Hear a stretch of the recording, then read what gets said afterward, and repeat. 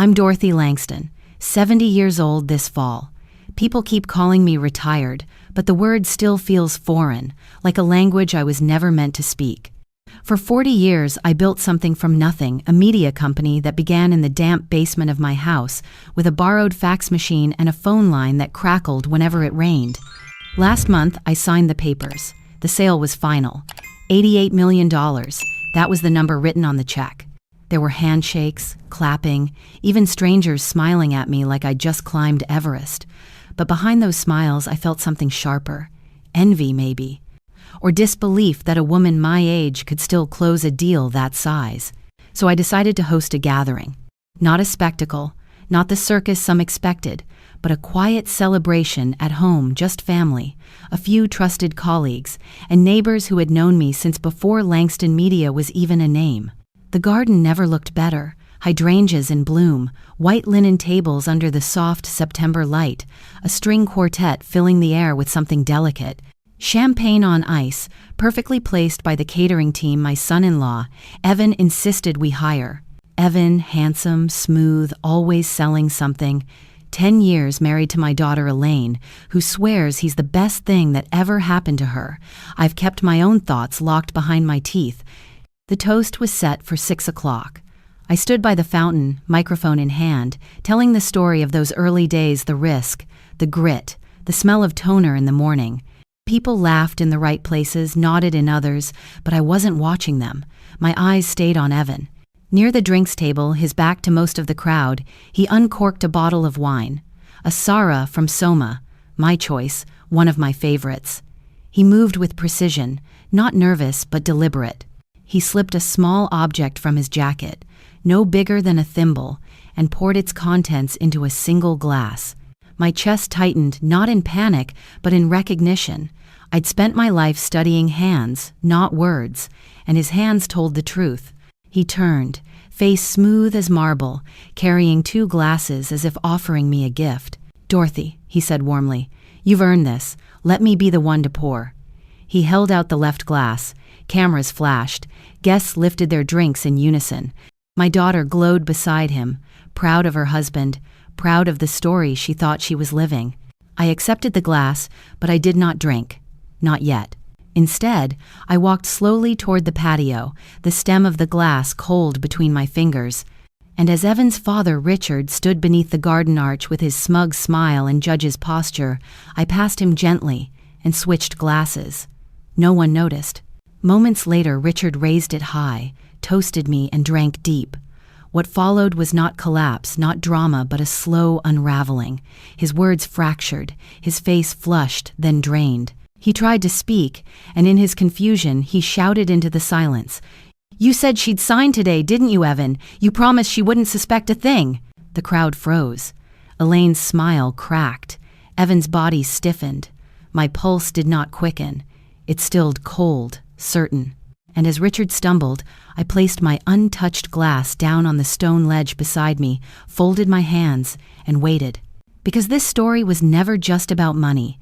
It was about betrayal, survival, and what people closest to you are willing to do when they believe you've outlived your usefulness. "Your home is beautiful," Serena said, glancing around my kitchen like she was appraising it for staging. "But have you ever considered something easier? A residence with on-site medical, culinary, and leisure support. No stairs, no hassle. A place where you're seen." "I've been seen quite a lot," I replied. "National television, in fact." "Evan." I laughed too loudly, then offered to refill my tea. That evening, I sat in my office with the lights off, just me, the hum of the house. I looked around at the framed photographs, the awards, the shelves of marked-up manuscripts, everything I built from scratch, everything I still remembered, every deal, every failure, every late-night headline I chased.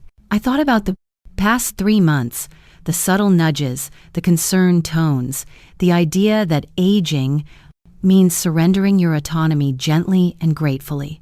And then I thought about Evan. His tone wasn't concerned. It was practiced. He wasn't worried about my well-being. He was measuring timelines, patience, leverage. He wasn't waiting for me to collapse. He was planning to help gravity along if needed. That was the night I stopped doubting myself.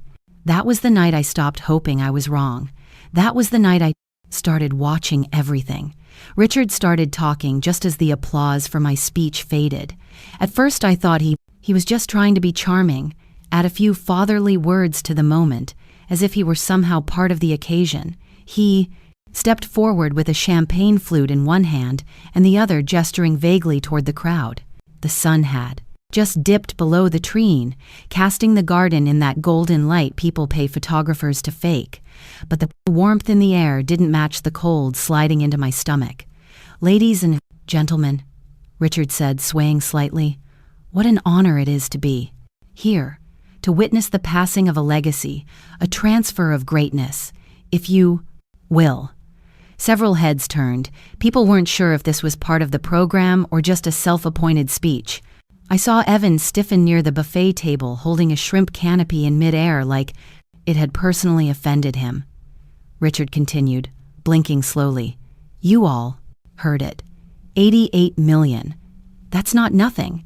And Evan, my son, he's worked so hard to, make sure everything's ready. Everything is lined up, just as we said." He looked out at the crowd, then over at me, then back to his son. "We did say she'd sign it all today, right? Or was that supposed to be tomorrow?" The hush that fell over the garden wasn't immediate. It rippled. Confusion. First, then understanding. Evan dropped the canope. He was across the lawn in 10 seconds, putting a hand on his father's back, laughing. Too loud, too forced. "Okay, Dad, that's enough champagne for you. Let's get you a glass of water." "Yeah," Richard resisted at first. "No, no." "Wait, what's the rush? They haven't even brought the papers yet." "Dad," Evan said, sharply, gripping his elbow. "Let's go." He ushered Richard away from the crowd toward the side of the house, murmuring something low and firm that I couldn't catch. I didn't move, not even when Elaine stepped up next to me and placed a hand gently on my arm. Her smile was tight, trembling at the corners. "He gets confused sometimes," she said. "It's nothing, just age." I glanced at the wine glass in my hand, not the one Evan had given me, the other one, the safe one, the one I'd poured myself from a fresh bottle once the guests had arrived. I brought it to my lips and took a sip. It was smooth, deep, and completely unremarkable, just wine. Nothing burned, nothing tingled, nothing twisted in my stomach. I watched Elaine, watching me, and I realized then that she didn't know, or at least not all of it.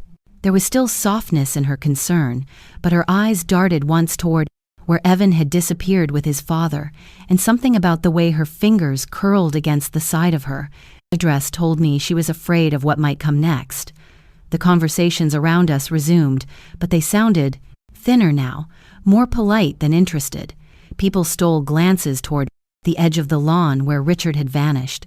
A few guests whispered behind their flutes. The string quartet picked up a song with an overly cheerful tempo, as if to pretend nothing odd had happened. I took another sip of wine, not because I wanted to drink, but because I needed a gesture that looked ordinary. Inside, something had settled. A knowing. For weeks, I'd suspected. For months, really, if I was being honest with myself. But suspicion is easy to explain away. It lets you doubt your doubt. It allows you to hold on to the people you love, even when they're starting to slip into roles you never will imagine for them. But now I'd seen Evan spike my wine. I'd seen him hand me that glass carefully, smiling, calling it a celebration. I'd seen him glance sideways at his father, his accomplice, or maybe just his pawn. I'd seen Richard speak the truth with the clumsiness of someone whose filter had dissolved, and I'd seen the moment Evan's performance cracked under pressure. I knew there's a point in every storm where the wind stops being random. It gathers, focuses, sharpens. That's how it felt in my chest. As I stood there, the stem of my wine glass cool between my fingers, the lies unraveling in real time. Elaine leaned in and said, "Do you want me to say something to the guests? Maybe thank them for coming? Like start wrapping it up?" I looked at her. Really looked. She was still the little girl who used to build pillow forts under my desk during late night editing sessions. Still the teenager who cried when I missed her first solo in choir. Still the woman who called me the night before her wedding and whispered, "I hope I'm doing the right thing," but I didn't know what I was now. "No," I said gently. "Let them stay. Let's not rush anything." I smiled, turned toward the crowd, and raised my glass. "To new beginnings," I said, "and to endings that come dressed as celebrations." The sound of a truck engine idling outside my gate woke me earlier than usual. I glanced at the clock. 6:47 a.m. I hadn't set an alarm. I hadn't needed to. After the night before, my body had stayed alert, like it knew something wasn't finished. I pulled on a cardigan over my nightgown, stepped into my slippers, and walked toward the front window. A large white delivery truck was parked just outside the gate. On the side, in clean blue letters, it read, "Silver Horizon Home Care Solutions." Two men were unloading equipment, what looked like a hospital bed frame, a rolling IV pole, and a few large boxes with medical labels. One of them carried a clipboard. I opened the front door and stepped onto the porch. "Can I help you?" I asked, my voice still groggy but firm. The younger of the two men looked up and smiled, like this was a perfectly normal thing. "Morning, ma'am. We've got a delivery scheduled for inside setup. Hospital bed, motorized recliner, walker, and medication fridge. Name on the order is Dorothy Langston." My breath stilled. I stepped down the porch stairs slowly. "I didn't order anything," I said. He checked his clipboard. "It says here it was arranged by Evan Lamontagne. Said you were recently discharged from an overnight evaluation and needed supportive home care. This the right address?" I nodded once. "It Island. But I haven't been to a hospital, and I certainly haven't asked for any of this." The second man glanced at the first, a little uncomfortable now. "Want us to call him?" "We have his number from the invoice." "No," I said quickly. "That won't be necessary. Please, hold off on unloading anything else. I need a moment." I turned, walked back into the house, and shut the door quietly behind me. My hands were steady, but only because I made them be. Discharged from an evaluation. I walked to the kitchen, filled the kettle, and set it on the stove. The rhythmic click of the burner lighting grounded me more than the tea would. This wasn't just a delivery. It was a narrative. Someone, somewhere was beginning to write a version of my life where I was already fragile, already compromised, already halfway to surrender. By the time the kettle whistled, I had replayed every detail of the previous night. Evan's urgency, Richard's slip, Elaine's tension. It all aligned now with perfect, horrifying clarity. This delivery wasn't a mistake. It was a prop, a physical piece of a larger stage. They were preparing to usher me onto a role I hadn't auditioned for. I made the tea and brought it to the sunroom. From there, I could see the truck still waiting. The men were on their phones now, clearly uncertain whether to proceed or leave. I sipped slowly, bitter, unsweetened, the way I liked it. My first instinct was to call Elaine to ask if she knew, but I didn't. I needed to be sure. I needed to see how far they'd take it before I let them know I was watching. 20 minutes later, the doorbell rang. I opened it to find the younger delivery man again, this time with a sheepish look. "Mr. Lemonang confirmed. He says he'll be by later this afternoon to check everything's installed properly. Wants us to go ahead." I smiled. "Tell Mr. Leontang, thank you for his concern, but I'm not accepting deliveries today. Kindly take everything back." He hesitated. "Ma'am, we're under instruction." I raised a hand. "You've done your part. I won't sign for it. That ends your responsibility." "Yes." He nodded slowly, unsure. "Thank you," I said. "Have a safe drive back." I watched them load the equipment again, a little less careful this time. One of the boxes thudded hard onto the truck floor. When They were gone. I locked the front door and pulled every curtain in the house closed. Then I sat at the kitchen table with my legal pad and started a new column. Planted evidence of dependency. Home care delivery before any diagnosis, laying groundwork for guardianship. I wrote the date in the corner, drew a box around it. They were accelerating the plan. Maybe because Richard had spoken too much. Maybe because I didn't react the way they'd expected. Maybe because they thought the moment was ripe. I stood, walked back to the sunroom, and looked at the now empty driveway. From the outside, my life still looked like a victory. Successful. Retirement, beautiful home, daughter happily married, enough wealth to last. 2 lifetimes. But someone was rewriting the ending. Quietly, efficiently, with paperwork and professional smiles. What they hadn't calculated was how well I read subtext. After all, I'd built a native media empire by knowing which quote to trust and which silence meant everything. I hadn't seen Eliza Tanley in over 20 years, not since the launch of our 3rd regional newsroom in Portland. Back then, she was still anchoring the 7, sharp as a scalpel, with a voice that could cut through static. I remembered how she walked into a press conference, like it was her courtroom, and made senators sweat under the lights. She'd left media just before I sold the Great Manded company. Word had it she went back to law school at 48, remarried at 50, and then built a reputation as one of the fiercest elder law attorneys on the West Coast. I hadn't reached out before, because I hadn't needed to. Now I did.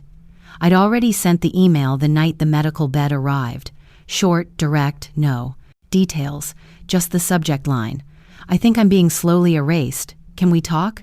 By morning, she had replied with one line. You bring the records, I'll bring the espresso. 11 a.m. sharp. Her office sat above an old stationery shop in a historic brick building that still smelled of glue and sun-aged paper. No receptionist, no buzzing sign, just a brass plate on the door that read E. Tanley J.D., Estate Defense and Elder. Safeguards. When she saw me, she didn't smile right away. She looked at my eyes, the way a doctor might examine a patient who says I'm fine too fast. Then she pulled me into a hug. You look exactly the same, she said, except now I believe. All you when you say you don't trust people. We sat at a table by the window. She poured strong coffee into 2 mismatched mugs and waited while I handed over a thin manila folder. Only the basics, I said. So far. She flipped through the pages silently. Printouts of the delivery invoice from the home care company, notes I'd taken on Evans, earlier suggestions, and a transcription of what Richard had said at the party based on my own recording. I'd started carrying a pocket recorder years ago out of habit, and thank heavens, I never stopped. When she finished, she took off her glasses and looked at me with that same investigative stare I remembered from the newsroom. Dorothy, she said slowly, this isn't uncommon, but it's rare to catch it this early. I waited. Men in your position are written about. Women in your position are written off, especially when the betrayal's coming from inside the family. You wouldn't. I believe how many wealthy women I've represented whose children or in-laws tried to gently push them into guardianship, medical claims, mental fatigue, document confusion, sudden interest in protecting their legacy. It's a genre at this point. My jaw tightened. But why the medical gear first? Why not just have me declared unfit through the court? She nodded. Because guardianship requires a process. And you're still too articulate, too active. So they start with soft staging. They create doubt around your capabilities. They introduce help that you didn't ask for. Then they wait for a moment you're vulnerable. Maybe you forget one thing or get dizzy for a second. Then the narrative writes itself.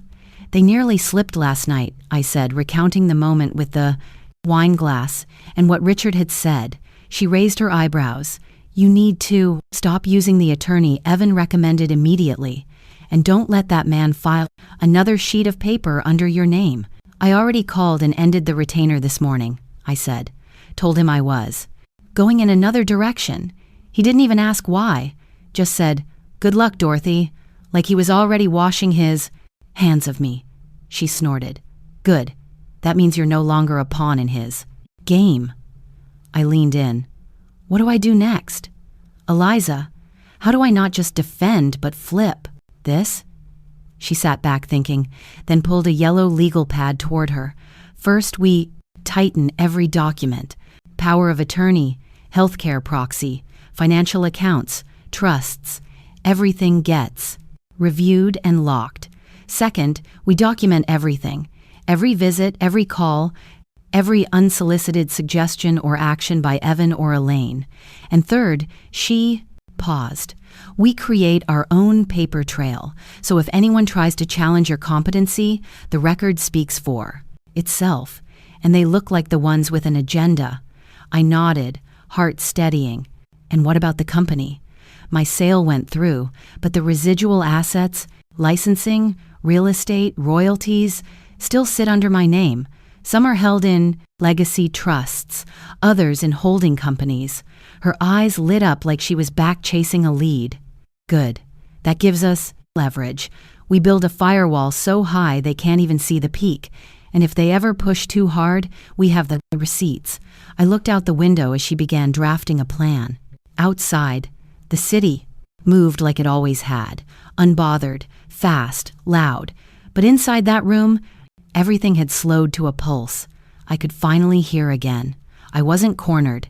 I was awake, and I wasn't alone. It was 12:17 a, and when my phone buzzed beside the lamp, I hadn't been to sleep. I just closed my eyes to the quiet hum of my thoughts, letting them drift through every detail of the day. The delivery, the bed, the way Evan had looked too eager at dinner, then too quiet when I didn't play along. The screen lit up with his name, Evan Lamontagne, mobile. I picked it up, let it ring twice more before answering. Dorothy here, I said calmly, voice level. His was cheerful, too cheerful. Hi, Mom, sorry, hope I didn't wake you. Just thought I'd check in. I waited. I know yesterday was a lot, he added. The party, the speeches, the wine. It's a lot for anyone, especially someone who just wrapped up such a long, meaningful chapter. I let the pause hang, then I smiled into the silence. Well, Evan, I didn't drink that much, but someone else might have gotten their glasses mixed up. There it was, that tiny hitch. Barely half a second, but I felt it like a breeze under a door you thought was sealed. Oh, he said, trying too hard to sound confused. Did something happen? I suppose it depends on who. Remembers what? I replied. Your father seemed a little disoriented. Said something curious into the microphone, didn't he? Another pause, then a chuckle, thin, calculated. Oh, you know, Dad. He's always been a little unpredictable after 2 drinks. Probably shouldn't have let him near the braider. Cabernet, right? I said softly. Cabernet? Was that what last was in my glass? He went quiet for a full beat. Then, in a different voice, lower, slower, he said, Are you feeling all right, Mom? I leaned back in bed, watching the soft orange streetlights stretch across the ceiling. I feel perfectly fine, Evan. Thank you for asking. Clear-headed, strong. Very much myself. I let each word land. Good, he said quickly. Good. Just checking. I worry sometimes. You know, you've been under a lot of pressure.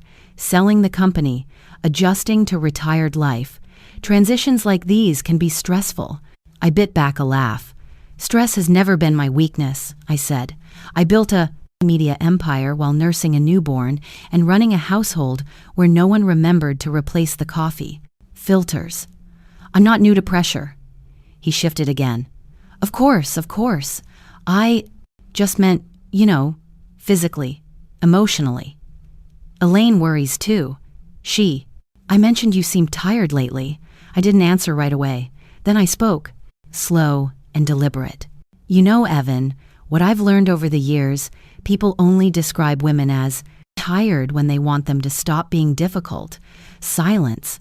I imagined him sitting in his office, dim desk lamp on, maybe still in his dinner jacket, hand tightening around his phone. So, I continued lightly, thank you for your concern, but I assure you I'm not confused, I'm not tired, and I remember exactly what I saw. Last night. Another silence. This one longer. Finally, he said. Dorothy, I think you're reading too much into things.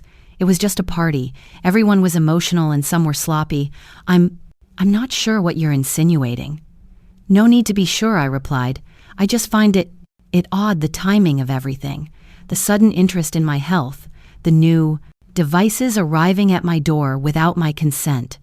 The lawyer you introduced who, somehow forgot to send me the originals of every document he drafted.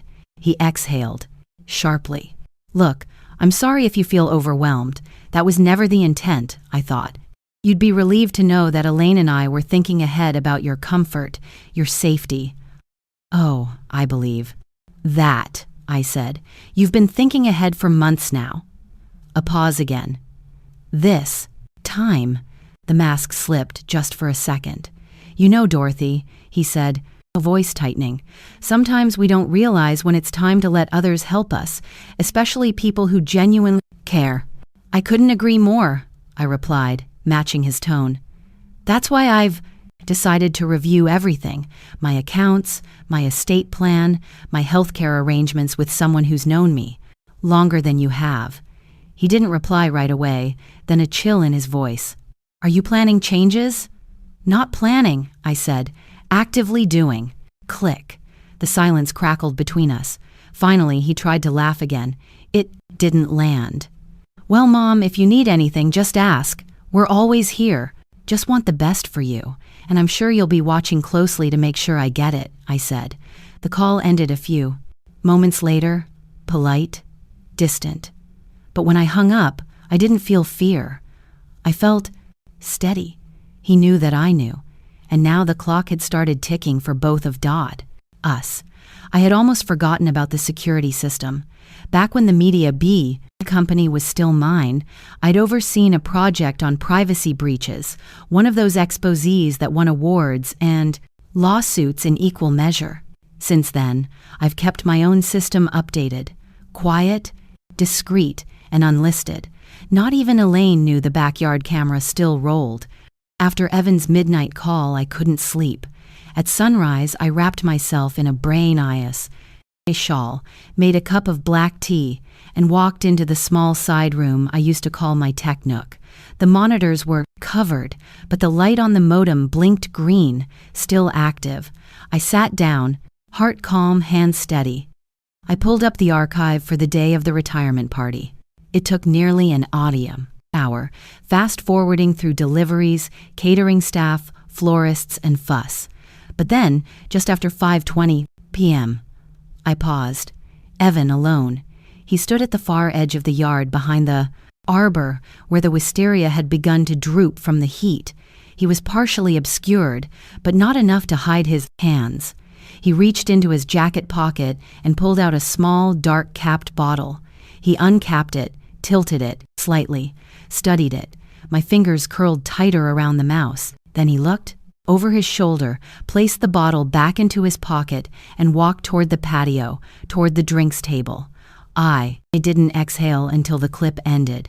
A few minutes later, I was sitting across from Eliza in her downtown office, the small screen between us, glowing with the paused footage. She watched it silently, then leaned back, adjusting. The gold-rimmed glasses that always seemed too elegant for a woman who could shred a deposition in 3 sentences.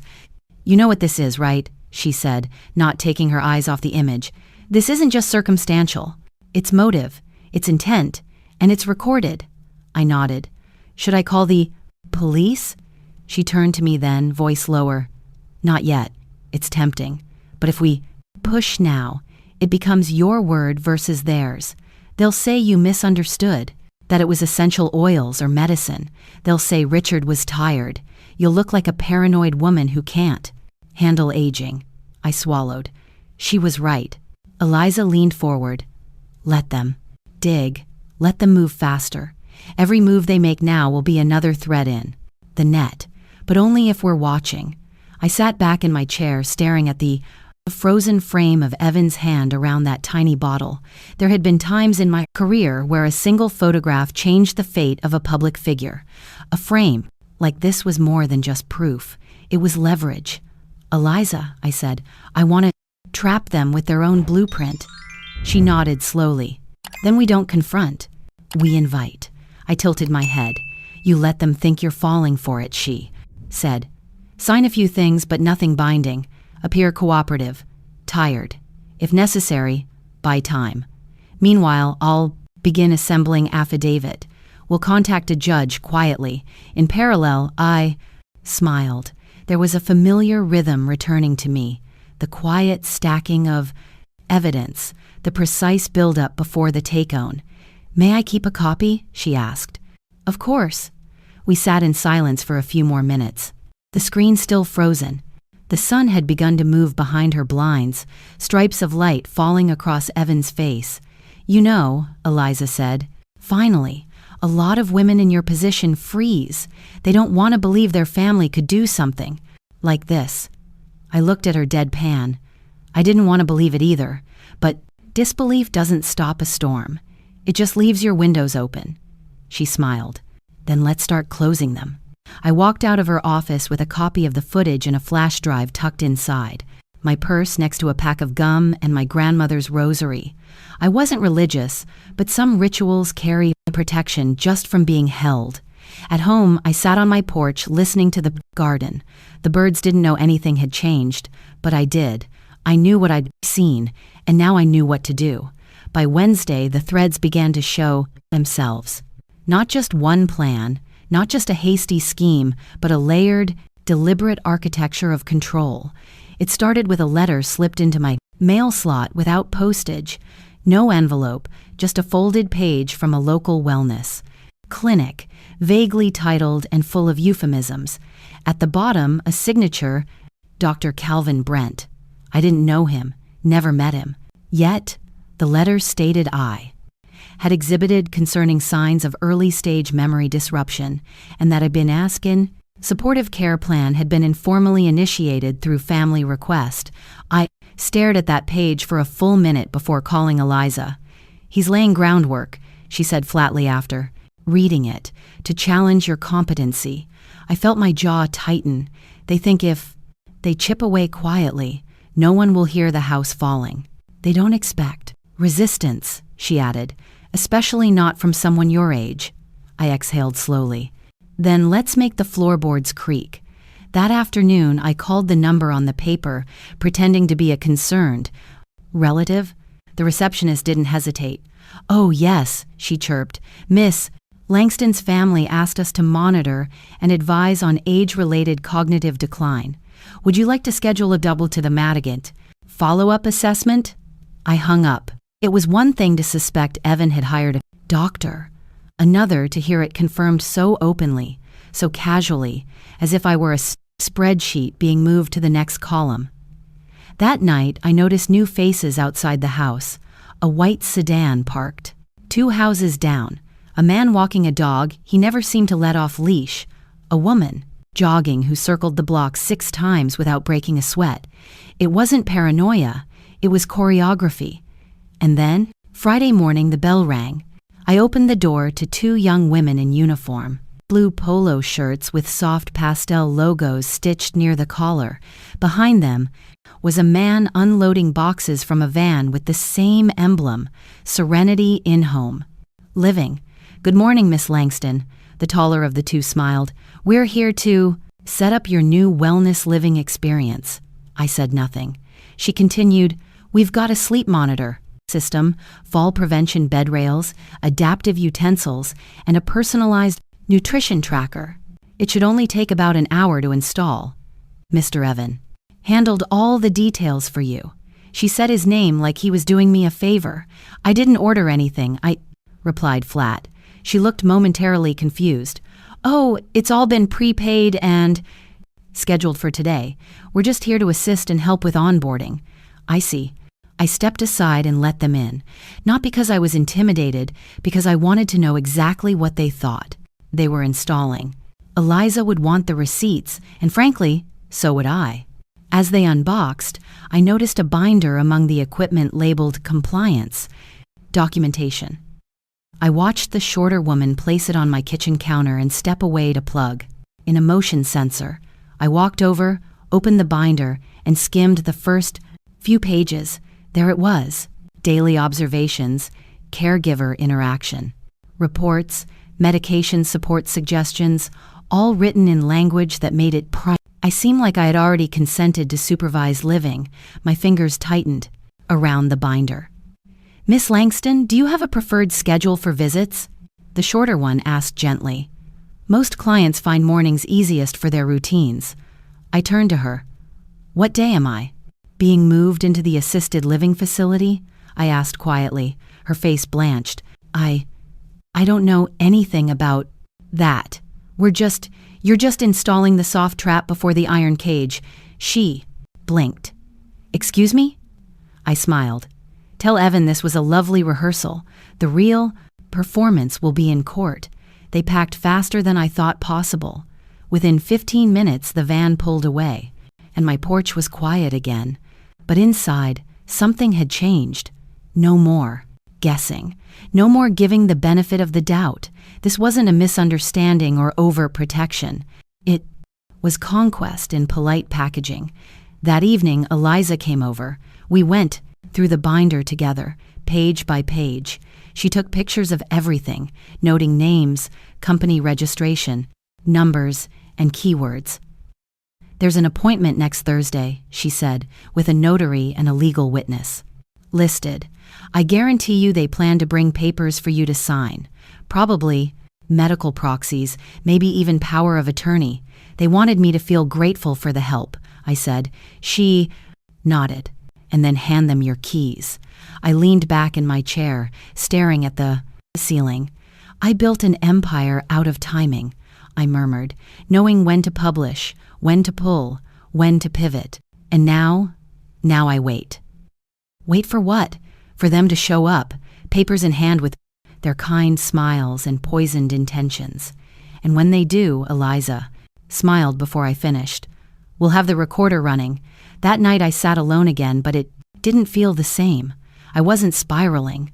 I wasn't even angry. I was alert, focused.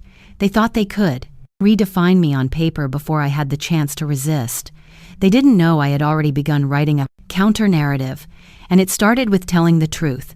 In media, we used to say, "Perception isn't the shadow of truth. It's the shape of reality."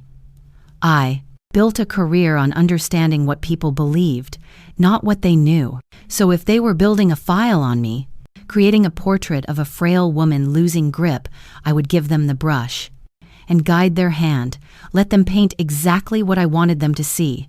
It started that morning with my phone call to the bank. I sat at my kitchen table, phone on speaker, knowing the security camera above the cabinet captured both audio and a perfect wide shot. The same system Evan insisted I modernize a year ago now turned into my quiet accomplice. "Hi there, this is Dorothy Langston," I said, purposefully pausing halfway. "Through my own name, I need help accessing my account. I think I've forgotten the code." Again, the voice on the other end, and was pleasant, cheerful. "Of course, Miss Langston, do. You have your security questions ready?" "Oh, I think I used my daughter's wedding date. Or was it the dog's name?" I gave a slow, hesitant laugh. "It's all a bit muddled lately, I'm afraid," I repeated. My address twice, adding a small stammer. Fumbled my birth date by a day. Asked 3 times where to click on the website. All of it recorded, carefully curated, just enough to be concerning, never outright alarming. When I ended the call, I waited exactly 2 minutes before texting Eliza. "Showtime," she responded with a single thumbs-up emoji. That afternoon, I left a printed note on my kitchen counter and angled it just within view of the hallway camera. "Call Evan. Remind me what the lawyer's name is again."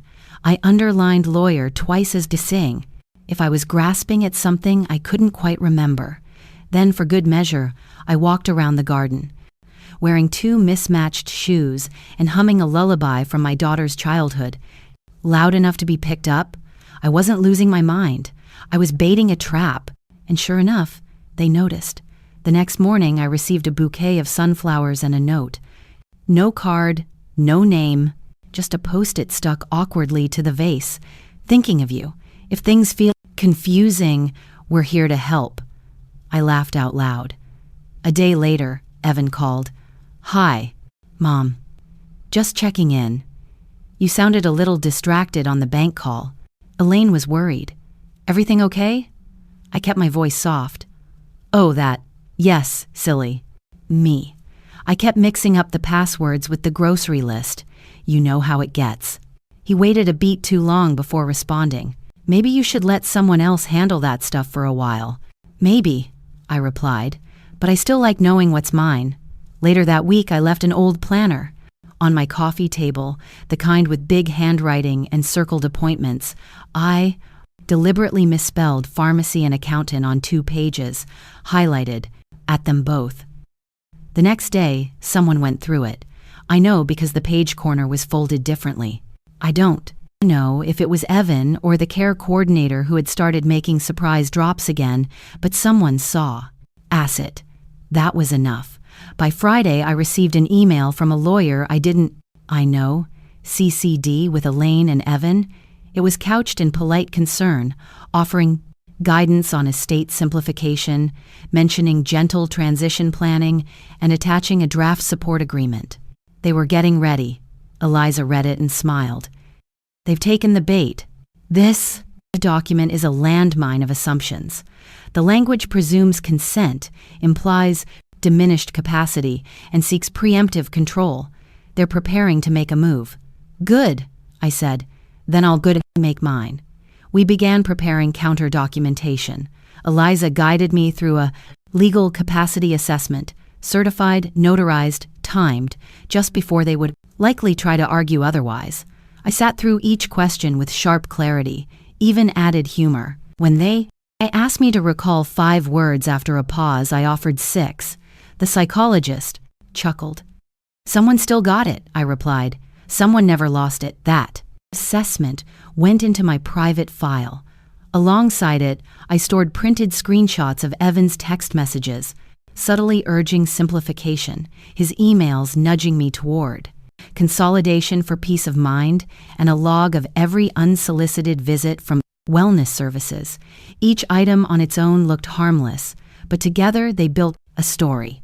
Not about a fading woman, but about a coordinated attempt to define me, without my permission. That weekend, I accidentally forwarded Evan an old email, chain between myself and a publisher about a potential memoir. In it, I had written, "There's power in being underestimated. Sometimes the best defense is letting them write your eulogy too early." He never replied. Instead, Elaine called, "Mom, have you been feeling okay?" Just emotionally. I mean, this whole retirement thing, it's a big transition. I'm fine, sweetheart. I worry sometimes. You're isolating too much. Oh no, I've actually been documenting everything. It's comforting. You know, I used to run half the newsroom with a clipboard. Elaine was quiet for a moment. You've always been thorough. I still am. And then I smiled because I knew she understood. Not the details, but the undertone. The same way I once taught her how to listen between the sentences, not just to them. The next time someone knocked on my door to check in, I offered them tea, then turned on the piano and played a ragtime tune from memory. When they asked if I needed help remembering my appointments, I pointed to the kitchen. Whiteboard, color-coded, alphabetized, flawless. And when they asked what I was working on these days, I said, just organizing old files. You never know when a good story might come in handy. Perception was power, and I was no longer just defending mine. I was shaping theirs. It was just after 80 inches the evening when I heard the chime from my private email. I wouldn't have checked it, but the subject line read, "You don't know me, but I know Evan." I stared at the screen for a moment. The message came from an address with no name, just a string of random letters. The body read, "This isn't the first time he's done this. He did it to my stepmother.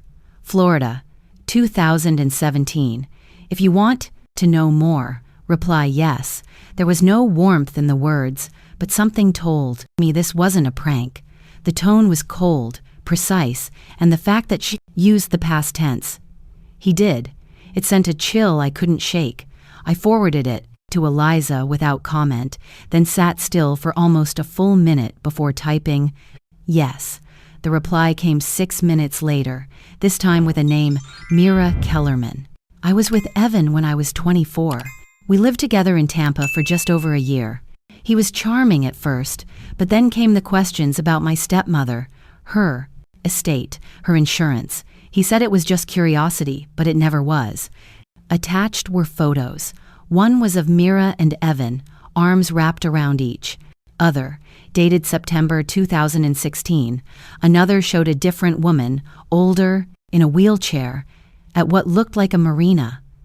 Then came a court document, Hillsborough County probate case, 2017048832. A petition filed by the estate of Valerie Stinson against Evan Lamentine for undue influence and asset misappropriation. My breath caught. I hadn't expected this. I had suspected Evan was manipulative, even strategic in the most conniving ways, but not serial. Eliza called within minutes. I'm going through the Florida file now. This is real, Dorothy. The case was sealed after a private settlement in 2018, but there's enough public record to make it useful. More importantly, the pattern is nearly identical. She sent over excerpts, an elder woman suddenly transferring property, a caretaker hired for her own safety, an attempted change in power of attorney that was reversed last minute. Meera's name was in the witness list. She had testified before the case was buried. A new email came in as we spoke. It was a voicemail recording, Meera's voice, younger, frantic. He told her she was forgetting things. He made her believe she needed help, but it was all just to control the house. And when she resisted, he brought in a doctor who signed off on memory issues. But she was fine, just tired. It echoed too closely to what I was living now. I wrote back, "Why are you telling me this?" Her answer came quickly because I didn't speak up in time last time, and I still remember what he said the night I left. Old women are easy to isolate. They want love, but they fear being alone. That's the leverage I had to put. The phone down. It wasn't just strategy anymore. It was pathology. Evan didn't just stumble into this plan. He refined it, rehearsed it. My daughter may have been swept into his orbit believing he was ambitious, but I now saw the full picture.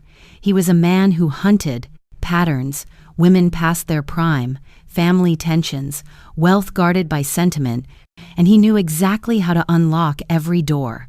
Later that evening, I asked Eliza, a question I never thought I'd say out loud. If he's done this before, what stops him from doing it again? To someone else? Nothing, she said. Unless we stop him now and we do it right. We discussed how to integrate Meera into the legal proceedings. Eliza said she could be a confidential informant or potentially a corroborative witness if we escalated to civil litigation. That night, I stared out at the magnolia. A tree just beyond my garden, the same one Evan once said blocked the resale view from the deck. I suddenly felt the weight of it all, not just the betrayal, but the gravity of nearly missing it. Meera ended her final email with a single sentence. I didn't save Valerie, but maybe I can help you save yourself. I whispered back to the screen. I'm already doing that, but thank you for helping me make sure I'm not the last. I knew what I had to do. By the time Meera's final email came through, the strategy had already shifted. No longer was I simply gathering proof. I was preparing the stage. Eliza and I reviewed every inch of what we'd collected. The Florida case, the backyard footage, the morning delivery, the doctor's note, the bank call, the patterns. Now it was time to make Evan believe I had finally surrendered. That afternoon, I sent a cheerful message in our family group chat, the one Elaine barely used and Evan never replied to unless it served him. I wrote, "Been thinking about everything. Maybe it is time I handed off some responsibilities. Let's talk this weekend." I'd feel better if it all stayed in the family, Evan answered first. That's great news, Mom. Let me know when. We can bring the final draft over. Elaine followed a few minutes later. You'll feel so much lighter, Mom. You're doing the right thing. I read her words 3 times. I wasn't sure anymore if she believed them out of love, fear, or a desire to finally stop being the daughter in the middle. Maybe she told herself that Evan was just helping. Maybe she didn't want to know more. Or maybe she did, but convinced herself it was normal. I wrote back, how about Sunday? Quiet evening? Just us. Let's do it here at home. Cozy. That was the hook. Eliza and I spent the next 2 days wiring the living room. Discreet cameras, audio mics built into a pair of brass candlesticks, one behind the frame of an old oil painting, another hidden in the seam of a ceramic lamp. We hired 2 off-duty officers through a protective services firm Eliza trusted.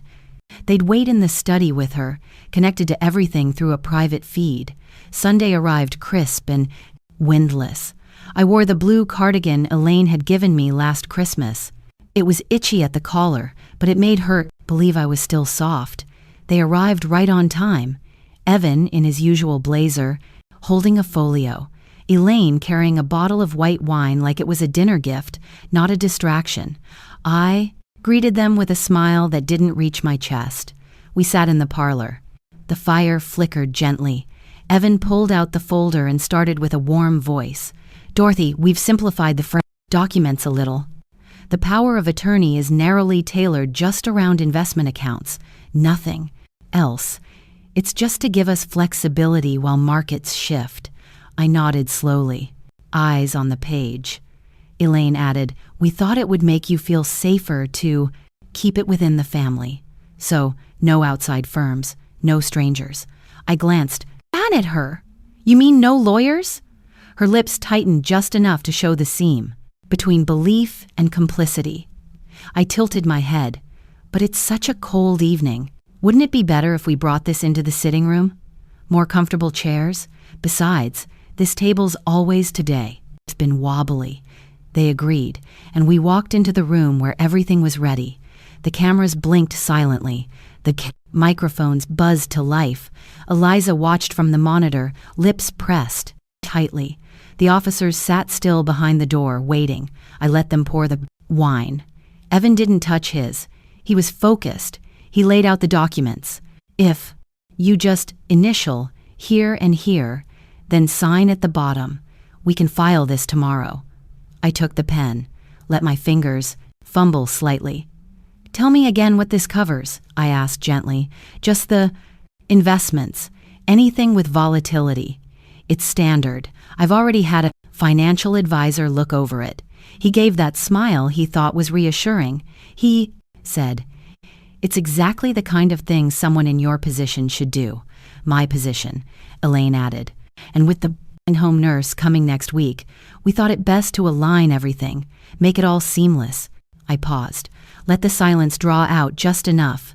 Eliza said she'd want to look at it too, I said calmly. Evan's eyes flashed. You talked to Eliza? Of course, I said.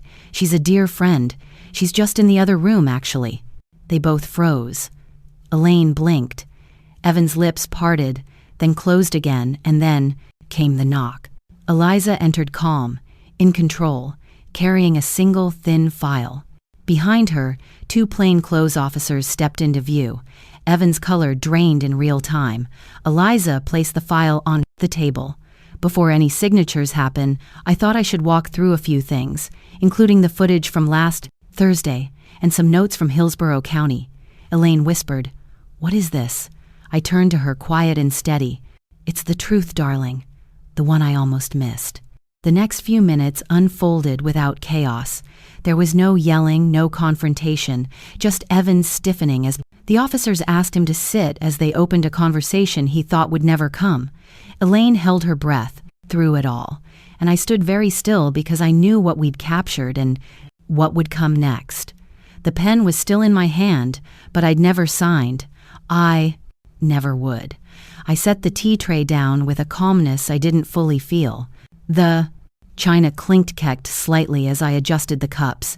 Everything else was already in place: the soft lighting, the leather, folder on the table, the faint scent of jasmine from the oil diffuser humming quietly behind me. All the details crafted to look unremarkable. The real document, the one Eliza and I had finalized at her office 3 nights earlier, was tucked underneath the first page. The one on top was for show, a decoy. The one beneath was real. It bore my signature already notarized, transferring the entirety of my estate should I ever be deemed mentally incapacitated or forced to sign under duress into a trust designated solely for charitable causes, literacy programs for women over 60, safe housing for elderly caretakers, and independent investigative journalism scholarships for underrepresented students. Causes I believed in, causes that couldn't be twisted by hands like Evan's. The bell rang right on time. I opened the door to see Elaine, smiling a little too brightly, holding a bouquet of hydrangeas. Evan was beside her, one hand gripping a leather briefcase and the other in his coat pocket, his eyes scanning the room behind me before stepping in. "Nice and cozy in here," he said, glancing at the fireplace, not bothering to hide the edge in his voice. Elaine leaned in and kissed my cheek. "I didn't mean to rush this, Mom.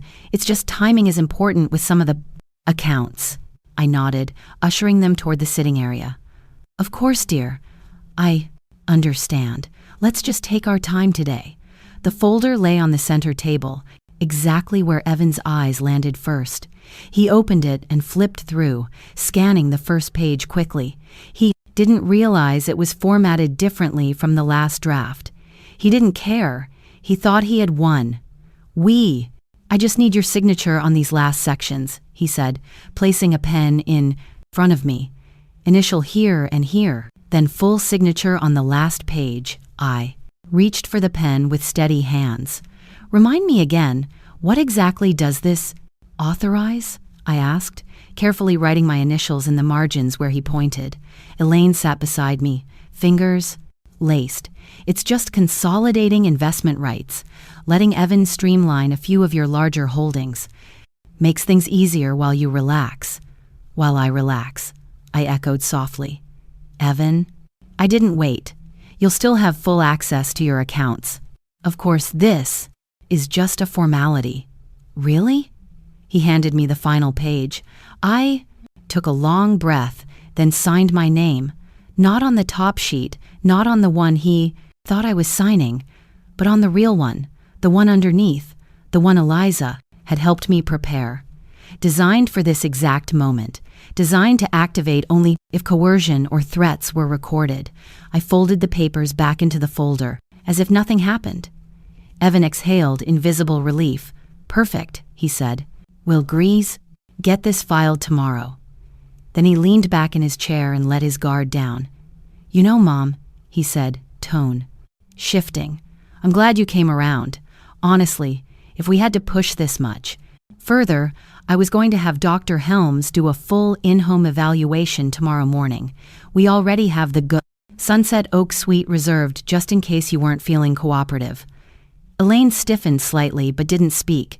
He added as if it were nothing, "You wouldn't like Sunset Oak. The walls are yellow. You hate yellow."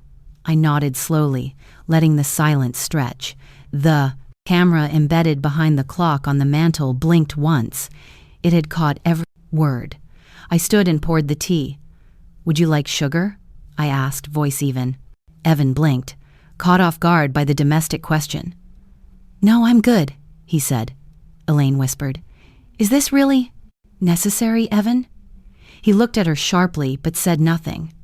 I set the tea down and turned toward the hallway. "Eliza?" I called gently. "Would you come in now?" The shift was immediate. Evan's posture snapped upright. Elaine's head turned sharply. Eliza stepped into the room composed, carrying her own copy of the signed document. Behind her, 2 discreet witnesses entered, one holding a small tablet with the live video feed still running, the other noting timestamps. Eliza's voice was calm. The transaction was recorded in full with prominent Verbal coercion on tape. Thank you for confirming. Evan. Evan stood, voice rising. What the hell is this? Elaine pawed. Mom, what is going on? I looked directly at her. What's going on, my dear, is that I signed the real document, not the one your husband slipped in, the one we arranged with my legal counsel to ensure that if I were ever manipulated into giving up control, the entire estate would instead go to people who need it more than either of control. You do. Evan's mouth opened and closed. You threatened to commit me, and continued, to send me to a facility against my will under a false pretense of cognitive decline. You brought a doctor onto my property without consent. You forged a diagnosis.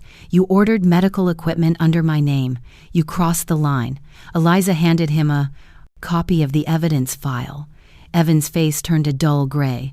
I'm not pressing criminal charges, I said quietly. Yet. But legal restraining orders will be filed by morning. Your name is no longer attached to any of my properties. And, Elaine, my love, you'll receive a letter from the estate trustee soon. I hope someday you'll read it. Elaine's voice cracked. You're cutting me off? I'm cutting off the rot, I replied. If that includes you, that's your decision. The clock ticked once, then again. No one spoke. The door closed behind them a few minutes later. Evan didn't say another word. Elaine glanced back once before the porch light blinked off. I stood, alone in my living room, the scent of jasmine still lingering in the air. The pen was still warm in my hand. The clock in the hallway struck 3 when their car pulled into the driveway. I stood by the window watching as Evan stepped out. First, followed by Elaine. She was dressed for celebration, a sleek beige coat, small diamonds at her ears.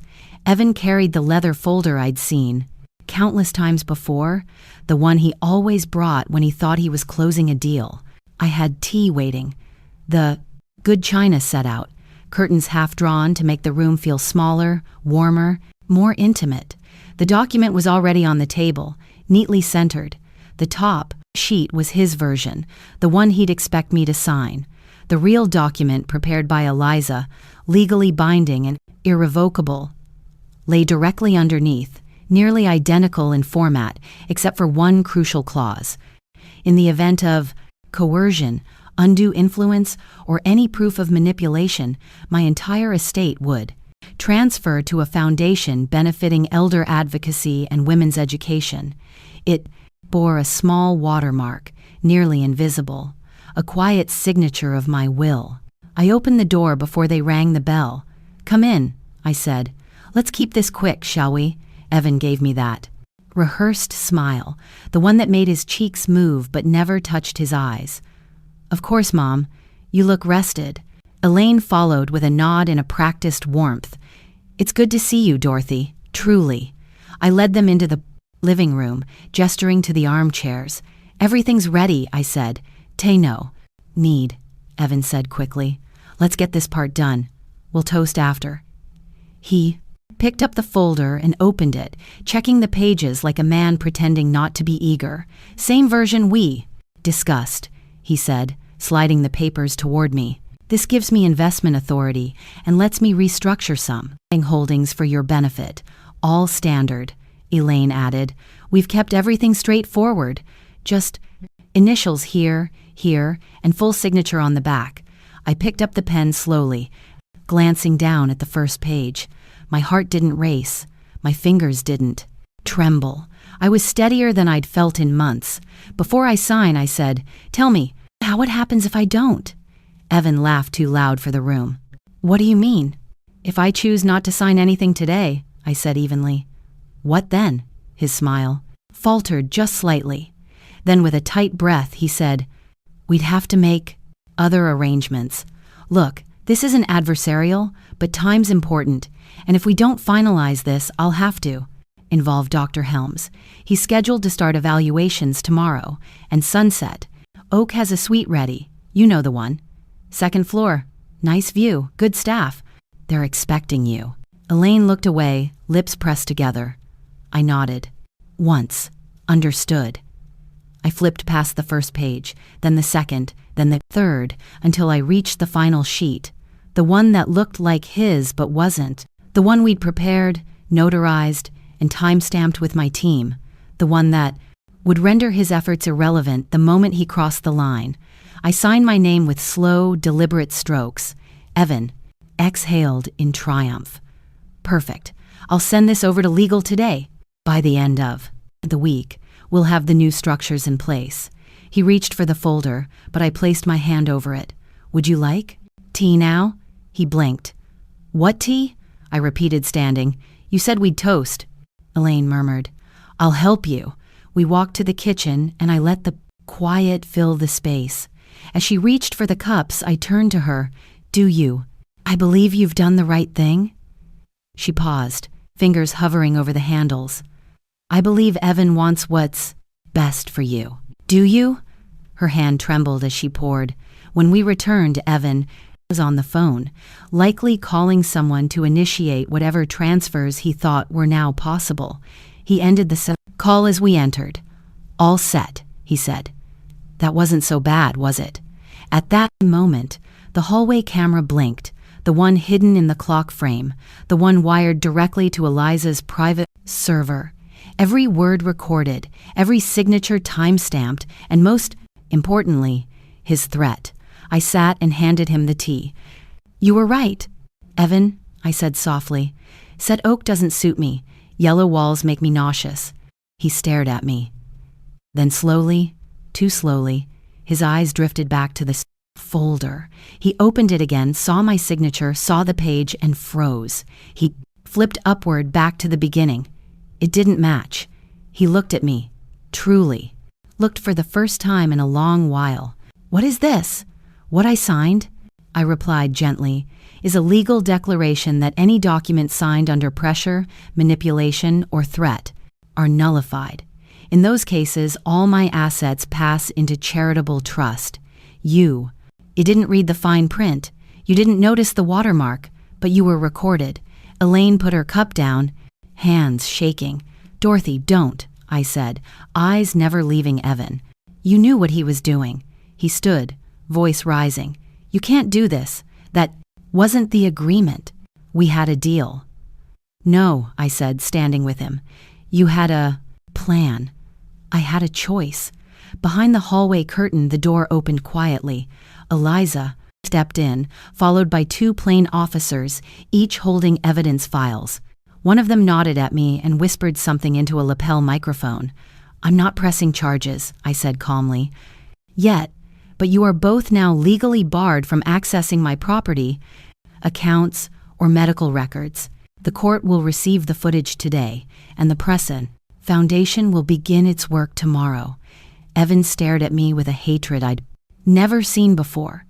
Not masked, not filtered, pure and unrepentant. Elaine's shoulders sank. She didn't argue. She didn't ask questions. They left 10 minutes later. I closed the door behind them, and for the first time since my retirement party, I allowed myself to breathe freely, not in fear, not in grief, but in relief, knowing the final act had begun on my terms. It began with a knock, firm and deliberate, not rushed, not hesitant, just official enough to shift the energy in the room. Evan looked up from the couch, his hand still resting on the folder. Elaine froze halfway to the hallway where she had gone to retrieve her coat. I remained seated, sipping my tea slowly. Are you expecting someone else? Evan asked, eyes narrowing. Not exactly, I said, placing the cup back into its saucer with a soft clink. The doorbell followed, and I stood up without haste. My knees didn't creak the way they used to. Strange how clarity could make even old bones feel newly awake. When I opened the door, two officers stood in uniform. One was younger, maybe early 30s, with a clean-shaven jaw and serious eyes. The other, a woman a decade older, wore a neutral expression that gave away nothing. Between them, the taller officer held out a sealed envelope. Mrs. Dorothy Langston. That's me. We have a court order to investigate. Possible coercion involving an elder adult. This includes medical, financial, and behavioral assessments. He held up a A second sheet with the state seal clearly visible. "May we come in?" I turned back, toward the living room. "Come in, officers. The tea is still warm." Evan stood quickly. "This is ridiculous. What's the basis for this? Who even filed?" "Sir," the female officer said, calmly. "You'll have time to ask questions. For now, we're acting on legal authority granted by the district judge based on evidence submitted under affidavit." Elaine's face drained of color. I sat back in my chair as the officers walked in. "I assume you'll want access to the documents and surveillance logs." "We will," the younger officer said. "And if you have anything to add voluntarily, it would be helpful." I reached for the folder beside me, the one Evan had clutched so confidently earlier, and handed it to them. "This contains what was signed today, including a certified copy of the clause about coercion. You'll also find timestamps and a copy of the video footage from the in-house security system." The female officer accepted it and began reviewing. Her eyes scanned quickly, brows slightly rising as she turned the first few pages. Evan took a step forward, voice raised. "She's being manipulated. Someone's feeding her all this. She's confused, clearly. I'm sure that claim will be assessed," I said evenly. "But I should mention there's also a supporting affidavit from a former associate of yours, a woman named Meera Kellerman." Elaine's lips parted, eyes snapping to Evan. "Meera," he muttered, "you've got to be kidding me." "She submitted records from a similar case involving your former stepmother," I continued, folding my hands gently in my lap. "Different state, different year, but disturbingly similar language in the documents and physician's notes." I had nothing to do with the female officer raised a hand. "Sir, I'll need you to stay seated. This isn't an interrogation." Yet Evan stared at me, jaw tense, nostrils flaring. I didn't flinch. The male officer took out a small device and connected it to the camera system mounted in the hallway. He nodded when the screen blinked to life. "Full-time stamped backup," I said. "Eliza Tanley, my attorney, also has copies stored off-site. I can give you her contact." He nodded again. "We'll be speaking with her." Elaine sank into the nearest chair, her legs unable to keep her upright. "This is a misunderstanding," she whispered. I looked at her, my voice calm. "Elaine, I gave you so many chances to choose differently." She didn't respond. The officers spent long minutes examining the files, serial numbers cross-checked, surveillance angles mapped, conversations replayed frame by frame. Every detail laid bare. The threats, the signatures, Evan's sleight of hand as he pocketed the original papers, only to realize the switch too late. Nothing could be denied. It was all there, visible, damning. When they finally turned to leave, the younger officer gave me a respectful nod. "Thank you for your cooperation, ma'am. We'll file this as per protocol." "Will they be taken into custody?" I asked, voice steady. "Not at this time," the woman replied, "but they'll be under investigation and legally restrained from approaching you or accessing anything financial or medical on your behalf." "Understood," I said. Evan's eyes locked on mine, fury and disbelief clashing like thunderclouds across his face. "You were never this smart before," he hissed. I smiled small, unshaken. "I was always this smart. You just never saw it because you were too busy seeing yourself." The door shut behind them. For the first time in this house, silence wasn't fear. It was peace. I sat motionless in my armchair, fingers resting against the cooling porcelain of my teacup. Evan's footsteps had stormed out, but Elaine stayed. She hadn't spoken a word throughout. She stood stiffly by the bookshelf, arms folded, not afraid but coiled in something darker, resentment. "You should go with your husband," I said softly. "It's over." She turned, her voice low, unnervingly calm. "Number, not yet." The tone cut straight to the hollow of my chest. I set the cup down. "You knew." Her eyes met mine, sharp, unflinching. "I didn't just know. I was the one who suggested it." The air inside me collapsed. My body remained still, but something deep inside folded in on itself. "You... what?" My voice cracked. "You think Evan came up with that pathetic plan on his own?" she said. "He didn't even have the guts to ask you to fund our honeymoon. I was the one who told him to talk to that doctor.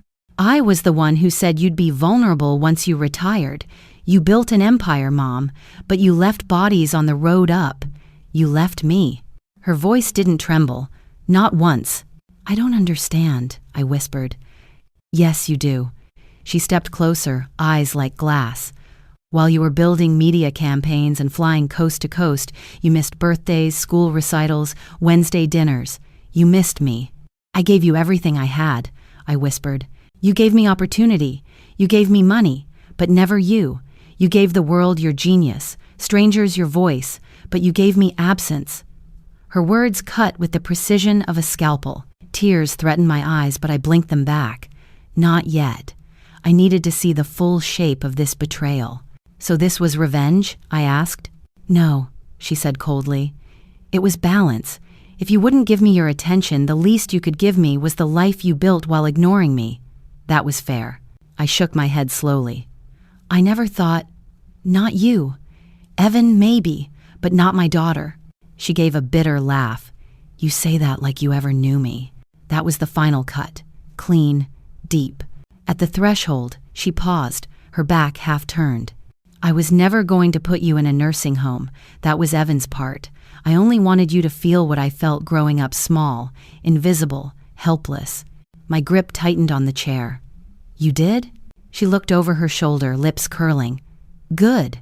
And then she was gone. I sat long after the door closed, staring at nothing. The storm had passed, but what lingered wasn't silence, it was a scar. A jagged crack down the center of everything I thought I knew about motherhood, legacy, love. For decades, I believed ambition had a price worth paying, that pride would trickle down to my child, make her proud of me. I was wrong. I hadn't raised a grateful daughter. I had raised a woman who mistook absence for debt, and debt for vengeance. Something in me shattered, only to rebuild stronger. She was wrong about one thing. I did know her now. And in knowing, I was free, no longer blinded by illusion, no longer paralyzed by grief. What was broken in me would not remain broken. It would sharpen. It would become mine. Within a week, Evan's past rose up like a tide. A quiet federal inquiry in Florida, an old case of another woman coerced into signing away her rights. Evan had a pattern, and patterns are what turn suspicion into prosecution. He was called in for questioning. I didn't have to press charges. The witnesses, the tapes, the Florida files Meera brought forward, everything converged. Justice didn't roar. It simply unfolded. Elaine slipped free of the law. Too careful, too clever. She left no fingerprints, only whispers, but she paid another way. The Monday after, I rewrote my will. No speeches, no explanations, just clarity. Elaine's name was erased. Instead, I wrote down Meera's, the woman who handed me years of evidence, not for herself, but to stop another woman from suffering as she had. From her, I built Meera's Haven, a center for women manipulated, controlled, silenced by those closest to them, a place for legal help, shelter, and the most vital gift of all, to be heard. The second portion became the Langston Fellowship, a scholarship for women over 45 re-entering journalism, communications, media, not polished youth, voices with years inside them, stories that demanded daylight. The third portion I left untouched for now. Not from indecision, but because for once I wasn't in a hurry. My worth no longer came from momentum. It came from meaning. When I signed the documents that afternoon, my hand didn't tremble. No doubts, no ghosts, just breath. The house felt different when I returned, not emptier, freer, as though it too had exhaled. Evan never called again. Elaine sent one message, noted, nothing more, but I didn't need apologies. I didn't need her understanding. What I needed, I had already claimed, the right to rebuild, the strength to stand inside my own story. In the weeks that followed, I volunteered quietly at Meera's center. No name, no title. Just another woman among women, pouring tea, folding brochures, listening long enough for pain to find its voice. Sometimes in the window's reflection, I saw myself older, scarred but whole. Not everyone who loses love loses their power. Some of us find it there. One morning in March, by the garden window, I opened an old notebook and began to write. Not a warning, not revenge, a reckoning. I signed it under a name with no history, Margot Reeves. Words spilled like settling dust. Sometimes betrayal doesn't arrive with slammed doors or shouted curses. It comes with soft hands and a smile that whispers, "Trust me," and you do until the day you don't. I didn't know if anyone would read it, but the writing shifted something inside me. Weeks later, Meera burst into the center, her phone trembling in her hands. "She got in," she whispered. "Emmy, her niece, first-generation college student, full scholarship, communications major. She wants to tell stories that matter," Meera said, her voice breaking. That night, Emmy left a message on the anonymous blog. "I don't know who you are, but your story reminded me why silence is never neutral. It either protects the truth or buries it. Thank you for choosing the first." I didn't respond. I didn't need to. Some victories don't wear medals. They arrive as scholarships, as quiet rooms filled with women who are no longer invisible, as daughters who belong to tomorrow, not yesterday. I have learned this. You don't have to win in the world's language. You don't have to reclaim every dollar, heal every wound, or prove every accusation. Sometimes survival itself is victory. Sometimes the bravest act is to stand, to speak, to build one quiet thing that cannot be undone. That morning, I closed the notebook. Outside, the garden bloomed again. The world hadn't changed all at once, but I had.